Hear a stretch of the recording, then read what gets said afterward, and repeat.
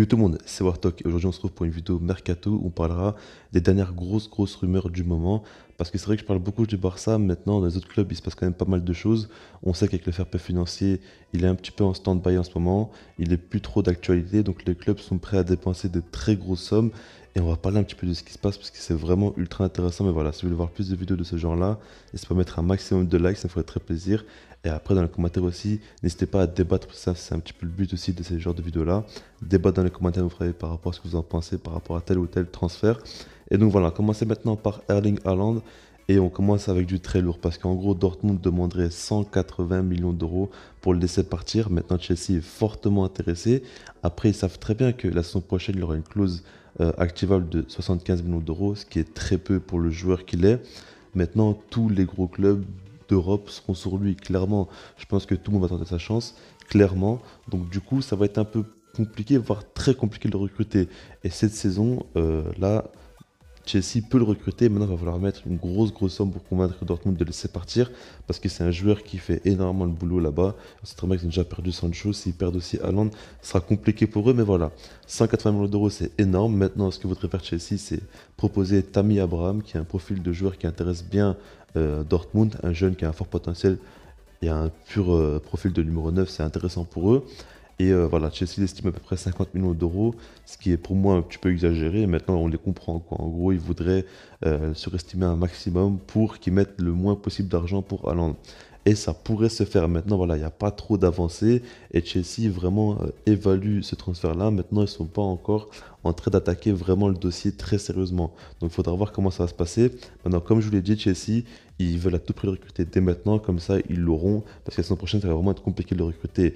Et après, quand on regarde le profil d'Haaland, il est parfait pour Chelsea. Enfin, de toute façon, pour n'importe quelle équipe, un numéro 9 type Haaland, il s'imposerait n'importe où parce que c'est un numéro 9, on sait très bien qu'il peut marquer de toutes les manières possibles et c'est vraiment un tueur devant le but. Et surtout quand on regarde côté de Chelsea, il leur manque ce profil de tueur-là, au moins d'un joueur qui peut marquer beaucoup de buts dans une saison. Parce qu'on voit que Werner, c'est pas du tout un grand finisseur, ça on le sait. Kai Havertz, sa grande qualité, c'est pas la finition. Après, il y a Pulisic, il y a Mason Mount, ok, mais c'est pas des joueurs vraiment qui ont l'habitude de marquer beaucoup de buts. Et un profil comme Haaland leur ferait énormément de bien, entouré de pas mal de joueurs techniques à la Havertz, Mason Mount, tout ça. Ça pourrait vraiment très bien coller. Donc pour moi, ce serait un énorme transfert si jamais ils arrivent à le faire. En plus de ça, on sait très bien que financièrement, ils ont beaucoup d'argent. Et ils ont gagné avec des champions, donc voilà, ils sont très attractifs actuellement.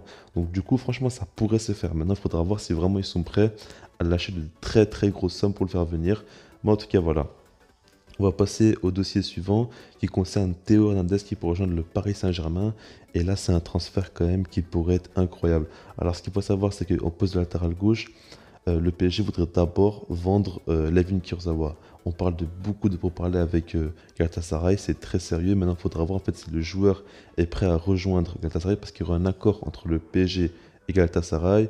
Et voilà, qu'il ne manquerait plus que l'accord du joueur. Maintenant, il faudra voir aussi si jamais le PSG pourra réussir à la vendre, parce que comme je dis, c'est pas encore fait. Mais il y a aussi Bakker qui est déjà parti. Donc si Bakker plus Kurzawa partent, Théo Hernandez pourrait venir en tant que latéral gauche, parce que Bernat, lui, revient à peine d'une très longue blessure. Il faudra voir comment il va revenir, comment il sera en forme ou non, et tout ça. Il faudra vraiment bien regarder là-dessus. Maintenant, Théo Hernandez, je l'ai déjà dit, pour moi, c'est le défenseur latéral qui incarne le style de défenseur latéral ou quoi, moderne.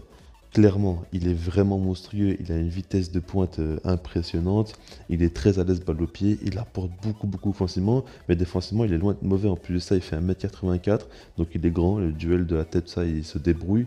En plus de ça, il est assez physique, il a vraiment un profil ultra intéressant où il est vraiment très complet. Et après, ça fait rêver, imaginez-vous une défense à 3 avec des pistons à gauche, Hernandez, à droite, Hakimi, deux fusées sur les côtés, dans l'axe aussi, une autre fusée si jamais il reste. On verra plus tard Mbappé. Franchement, c'est une équipe qui fera très peur et en transition, je ne sais pas si on pourra faire mieux qu'eux, quoi. Franchement, donc ça pourrait vraiment être très intéressant. Après, ce qu'il faut savoir, c'est que Théo Hernandez, lui, il s'y plaît fortement à Milan, donc il pourrait rester là-bas. En plus, à Milan, va être compliqué dans la négociation, il va demander beaucoup d'argent, tout ça, parce qu'ils veulent à tout prix le garder et c'est vraiment dans leur plan de le garder. Donc, il faudra voir comment ils vont s'y prendre, le Paris Saint-Germain. Maintenant, il faudra vraiment suivre ce dossier de près parce que si jamais ils arrivent à faire venir, ils vont commencer vraiment à avoir un effectif, mais à l'affût de champion, quoi. Franchement, ça va ressembler à rien du tout, quoi. On se croirait dans FIFA. Maintenant, on va terminer avec Kylian Mbappé, lui qui pourrait quitter le Paris Saint-Germain.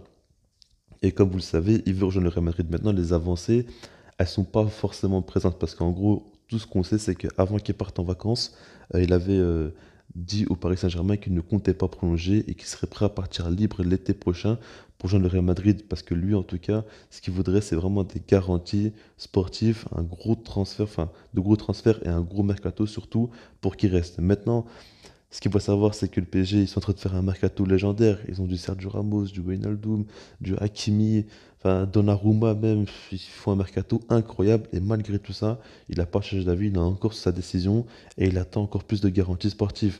Et il voudrait rejoindre le Real Madrid maintenant. Ce qu'il faut savoir, c'est que c'est pas du tout crédible parce que le Real Madrid, eux, n'ont encore recruté personne à part David Alaba qui est arrivé libre. Ils ont recruté personne et leur projet sportif actuellement, c'est pas le plus attractif quand on regarde le PSG. Franchement, ils montent vraiment en puissance. Le Real Madrid, eux, ils veulent garder vraiment un maximum leurs joueurs et ils veulent vraiment limiter les transferts. On voit très bien que ça fait déjà 3 ans maintenant que le Real Madrid n'a plus dépensé d'argent sur le mercato. Ils font vraiment attention à leur situation économique. Donc pourquoi dire ça? C'est pas très logique. Pour moi, c'est surtout qu'Mbappé, il a son cœur à Madrid. Il veut vraiment faire sa carrière un petit peu à la CR7, hein, clairement, pour moi. Il veut partir là-bas, prendre son numéro 7 et écrire son histoire là-bas. Et je pense que voilà, lui, dans sa tête, il doit se dire que le Ballon d'Or sera plus accessible si jamais il réussit au Real Madrid. Pour la Ligue des Champions aussi, c'est un club qui a beaucoup plus d'expérience, tout ça. Et après, surtout que c'est son club de cœur, comme je le dis, et que voilà, quoi, il rêve de jouer là-bas. Et je pense que c'est surtout le côté affectif qui fait qu'il veut vraiment aller au Real Madrid. Parce que quand on regarde objectivement, aujourd'hui, il a plus à gagner en restant au Paris Saint-Germain plutôt qu'en allant au Real Madrid. Maintenant, il faudra voir comment ça va avancer. Mais le Real Madrid, eux, ce qu'il faut savoir, c'est que eux, ça les arrangerait fortement qu'ils viennent l'été prochain librement. Comme ça, ils ne dépensent pas d'argent au niveau du transfert. Mais après, si jamais euh, il vient cet été, il faudra que le Real Madrid vende des joueurs. Et surtout en attaque. Après, on peut facilement penser à Eden Hazard et Gareth Bale. Donc, on pourra en conclure en disant que voilà, que pour que Mbappé aille au Real Madrid, il faudrait que le Real Madrid vende Eden Hazard et Gareth Bale. Ce qui paraît compliqué. Maintenant, on verra bien. Après, ce qu'il faut dire, c'est que leur état de physique à Gareth Bale et Eden Hazard, il n'est pas toujours au top. Gareth Bale, ça va un petit peu mieux, mais bon, il est plus trop au même niveau qu'il y a 2 3 ans, quoi. Et surtout, Eden Hazard enchaîne les blessures. Donc, qui voudrait investir beaucoup d'argent sur les deux? Ça paraît quand même assez compliqué. En plus, ça, 2 énormes salaires. Donc, faudra voir. J'y crois pas forcément. Moi, je pense surtout qu'il viendra l'été prochain libre. Mais après, on peut pas trop savoir ce qui va se passer. Moi, en tout cas, donnez votre avis dans les commentaires. Puis moi, je dis peace.